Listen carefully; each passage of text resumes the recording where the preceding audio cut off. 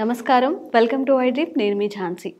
చాలా మందిలో మోకాళ్ళ నొప్పులు, పెద్దవాళ్ళు కాదు చిన్నవాళ్ళు కాదు, చాలామందికి ఎక్కువ వెయిట్ ఉన్నా సరే, లేకపోతే ఎక్కువ బరువులు మోసే పనులు చేసిన తర్వాత లాంగ్ రన్లో వాళ్ళకి చాలా మోకాళ్ళ నొప్పులు రావడం, నడవలేకపోతుంటారు. అలాగే మోకాళ్ళ కింద భాగంలో కాళ్ళు బెలూన్లా ఉబ్బిపోవడం, నడవడానికి కూడా చాలా ఇబ్బంది పడుతుంటారు. మరి ఈ సమస్యలు ఎందుకు వస్తాయి? ఆయుర్వేదంలో ఈ సమస్యలకి ఏదైనా చిట్కా ఉందా? ఇప్పుడు తెలుసుకుందాం. ప్రస్తుతం అంతా ఉన్నారు ఆయుర్వేద వైద్యులు మధుసూదన్ శర్మ గారు. నమస్కారం అండి. నమస్తే. సార్, అయితే మోకాళ్ళ నొప్పులు అనేది ఇప్పుడు సర్వసాధారణం అయిపోయింది. 50+ కాదు, ఇప్పుడు 30+కి అందరికీ ఈ కాళ్ళ నొప్పులు కానీ ఇవన్నీ వచ్చేస్తున్నాయి. మరి దీనికి ఆయుర్వేదంలో ఏమైనా చిట్కాలు ఉన్నాయా? అంటే కోటి చిట్కాలమ్మా, ఎన్నోమ్మా. మనసుంటే మార్గం ఉంది కాబట్టి నిజంగా వాటి మీద అవగాహన ఉండి, ఆరోగ్య స్పృహ ఉండి, ఆ సమస్య నుంచి బయటపడాలంటే అనేక మార్గాలు మనకు తటస్థపడతాయమ్మా. వాటిల్లో ఈజీగా తయారు చేసుకోవడానికి నేను చెప్తానమ్మా. కొన్ని అయితే తయారు చేసుకోవడం కూడా కష్టంగా ఉంటుంది, కొన్ని ఈజీగా తయారు చేసుకోవచ్చు, రిజల్ట్స్ బాగుంటాయి, ఎక్కువ రోజులు వాడినప్పటికీ ఎలాంటి సైడ్ ఎఫెక్ట్స్ ఉండవు, అన్ని సైడ్ బెనిఫిట్స్ ఉండేటువంటి వాటి గురించే నేను చెప్తానమ్మా. సో వీటికి సంబంధించి ఒక 3 పదార్థాలతో ఔషధం తయారు చేసుకోవచ్చు.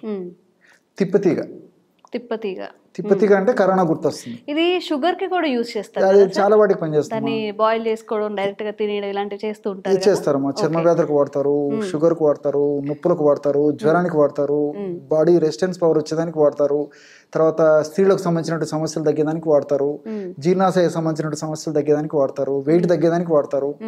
తిప్పతీగ అమృత అని పేరమ్మా, దాని పేరే అలాంటిది అనమాట. సో ఈ తిప్పతీగ అనేసరికి జనాలకి కరోనా కూడా గుర్తొస్తుందమ్మా. కరోనా టైంలో చాలా విరివిగా యూజ్ చేశారు, అంత పాపులర్ అయిపోయింది అనమాట. సో ఆ తిప్పతీగ చూర్ణము ఒక 40 grams తీసుకోవాలమ్మా. సో సమానంగా తీసుకుంటే సరిపోతుందమ్మా. 40 grams కానీ 30 grams కానీ తిప్పతీగ చూర్ణము. అదేవిధంగా రెండోది అంటే వావిలాకు చూర్ణం. వావిలి ఈ వావిలాకు మనం కూరగా కూడా యూజ్ చేస్తాం. కూరగా వాడుకోరమ్మా, చాలా తక్కువ. మామూలుగా ఔషధంగానే వాడుకుంటారు. నొప్పులు తగ్గేదానికి ఎక్కువ పల్లెల్లో వాడతారు. వాత నొప్పులు అని చెప్పేసి వాత నొప్పులు తగ్గేదానికి వాడుకుంటారమ్మా. పల్లె ప్రాంతాల్లో దీన్ని వాయిలాకు అంటుంటారు వాళ్ళ భాషలో. వాయి అంటే వాతం అని మనం అర్థం చేసుకోవాలంటే, వాతాన్ని తగ్గించేటువంటి అద్భుతమైనటువంటి ఔషధ గుణాలు, రసాయన తత్వాలు అందులో ఉంటాయి. అవి ఆ యొక్క నొప్పులను తగ్గిస్తాయి కాబట్టి వాయులాకు అని చెప్పేసి అంటారమ్మా. ఇది గ్రామాల్లో, తర్వాత ఈ పట్టణాల్లో, నగరాల్లో ఎక్కడ పెట్టినా ఈ చెట్లు అయితే తిరుగుతుంటాయి, కానీ చాలా మంది కనుక్కోలేరమ్మా. ఈ వావిలాకు పౌడర్ మనకు మార్కెట్లో దొరుకుతుంది. సో వావిలాకు పౌడర్, శొంఠి పొడి అన్ని సమానంగా తీసుకోవాలమ్మా. ఒక పదార్థం 40 గ్రాములు తీసుకుంటే ఇంకో పదార్థం కూడా 40 గ్రాములు, అలాగే అన్ని సమానంగా తీసుకోవాలన్నమాట.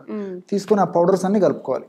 అంటే తిప్పతీగ పొడి, వావిలాకు పొడి, శొంఠి పొడి అన్ని సమానంగా కలిపేసి ఒక గాజు సీసాలో నిల్వ ఉంచుకొని రోజు ఉదయం ఆహారానికి ఒక 10-15 నిమిషాల ముందు, రాత్రి ఆహారానికి ఒక 10-15 నిమిషాల ముందు ఒక 2 to 2.5 grams అంటే మాక్సిమం 1/2 teaspoon కంటే ఎక్కువ వాడకూడదమ్మా.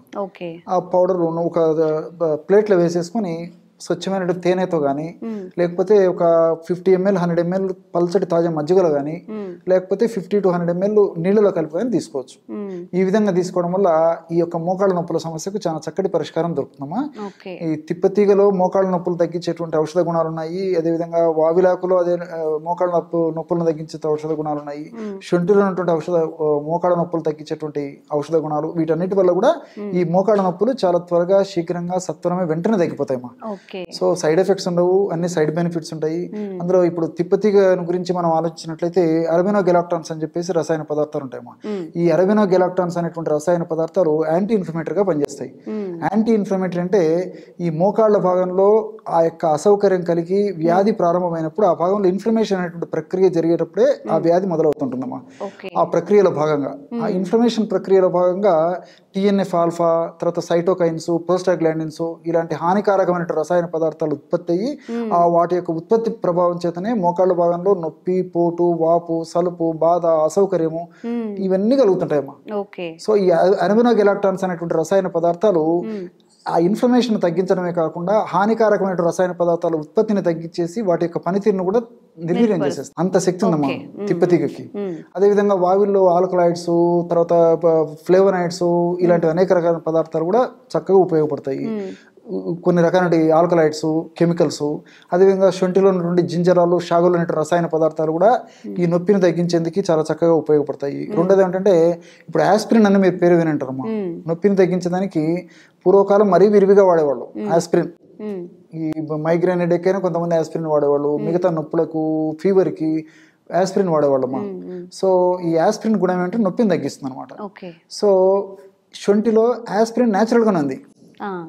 సో ఎప్పుడైతే ఈ ఆస్పిరిన్ న్యాచురల్గా ఉన్నటువంటి శొంఠిని మనం ఈ పద్ధతిలో వాడుకుంటున్నామో ఆ బాడీలోకి వెళ్ళిన తర్వాత అందులో ఉన్నటువంటి ఈ సాలిసైలేట్స్, అంటే శొంఠిలో సాలిసైలేట్స్ ఉంటాయమ్మా, ఆ సాలిసైలేట్స్ అనేటువంటి రసాయన పదార్థాలు మన బాడీలోకి పోయిన తర్వాత సాలిసైలిక్ యాసిడ్గా మారిపోతాయి. ఈ సాలిసైలిక్ యాసిడ్ అనేటువంటి పదార్థమే నొప్పిని తగ్గిస్తుంది. సో అందుకే మనకు ఈ ఆస్పిరిన్ ఈ టాబ్లెట్స్ వాడుకోవడం జరుగుతుందమ్మా. సో అవి సైడ్ ఎఫెక్ట్స్ వస్తాయి, ఇవి సైడ్ బెనిఫిట్స్ ఉంటాయి. ఎందుకంటే న్యాచురల్ గా మనకు దొరికేటువంటి ఔషధం న్యాచురల్ గా ప్రకృతిలో సృష్టించినటువంటి పదార్థమే కాబట్టి దీనివల్ల సైడ్ ఎఫెక్ట్స్ ఉండవమ్మా. కాబట్టి ఏ విధంగా అయితే ఆస్పిరిన్ వల్ల నొప్పులు తగ్గిపోయేటువంటి పరిస్థితి ఏర్పడుతుందో ఈ శొంఠి వల్ల కూడా సైడ్ ఎఫెక్ట్స్ లేకుండా అన్ని సైడ్ బెనిఫిట్స్ తోనే ఈ మోకాళ్ళ నొప్పులు తగ్గిపోతాయమ్మా. మోకాళ్ళ భాగంలో ఉన్న ఎలాంటి అసౌకర్యమైనప్పటికీ, అంటే మోకాళ్ళ భాగంలో గుజ్జు తక్కువగా ఉండడం వల్ల కానీ, లేకపోతే మోకాళ్ళ భాగంలో ఈ కార్ట్లేజ్ అదే చెప్పాను కదమ్మా, దాని నుంచి స్రావాలు సరిగా ఉత్పత్తి కాకపోయినా, సైనోవియల్ ఫ్లూయిడ్ సరిగా ఉత్పత్తి కాకపోయినా, కండరాలు బిగదీసుకొని పోయినా, తర్వాత కండరాల భాగంలో రక్త సరఫరా సరిగ్గా లేకపోయి మరి ఆ సమస్య వచ్చినా, ఇలాంటి అన్ని సమస్యలను చెక్ పెట్టేందుకు నేను చెప్పినటువంటి ఔషధం చాలా చక్కగా పనిచేస్తుందమ్మా. అదేవిధంగా ఈ మోకాళ్ళ నొప్పులు అంటే సర్వసాధారణంగా ఏమంటే మీరు అన్నట్లు 50 సంవత్సరాలు దాటినటువంటి వాళ్ళలో పూర్వకాలం వచ్చేదమ్మా. ఈ కాలంలో అలా కాకుండా మరి 20-25 సంవత్సరాలకే మొదలవుతున్నాయి. కొంతమందికి మోకాళ్ళ నొప్పులు ప్రారంభ దశలో కొంతమందికి ఈ బెలూన్ లాగా మోకాళ్ళ వెనుక భాగంలో గడ్డలాగా ఉంటుందమ్మా, చాలా స్మూత్గా ఉంటుంది, మెత్తగా ఉంటుంది అనమాట. ఆ లోపల ఉన్నటువంటి ఈ ఫ్లూయిడ్ సైనోవియల్ ఫ్లూయిడ్ ఏమైతుందంటే యాస్పిరిన్ జెల్లీ లాగా ఉంటుందమ్మా.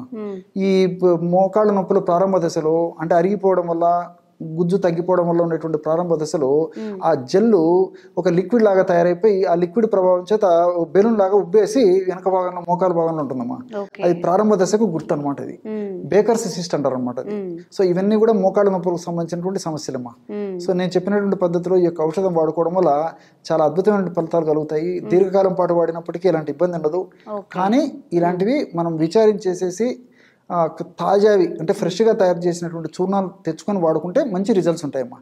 ఇది చూర్ణాలు పాతబడే కొద్దీ, ఒకసారి చూర్ణం అయిన తర్వాత ఎక్కువ రోజు నిల్వ ఉండే కొద్దీ దాని యొక్క పవర్ తగ్గిపోతుంది. బెనిఫిట్స్ తగ్గుతాయి కాబట్టి ఫ్రెష్గా తయారు చేసుకుంటే సరిపోతుంది. ఓకే, చాలా చక్కని విషయాలు చెప్పారండి. Thank you.